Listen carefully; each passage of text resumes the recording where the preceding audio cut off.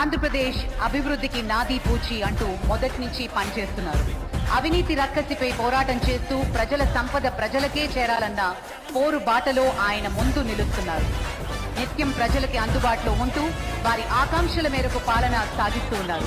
అనుకున్నది సాధించే వరకు అహర్నిశలు శ్రమిస్తానని చెప్పడమే కాకుండా చేసి చూపించిన జన సైనికుడు, నాకు అన్న సమానమైన పవనన్నకి మిత్రుడు. ఎప్పుడు కూడా ఒకటే ఆలోచిస్తారు, ఈ రాష్ట్రాన్ని అభివృద్ధి చేయడంలో నేను ముందుంటానని అన్ని విధాలా సహకరిస్తున్నటువంటి నేత, అధినేత, జనసేన అధినేత డిప్యూటీ సీఎం పవన్ కళ్యాణ్ గారు. పవన్ కళ్యాణ్ जी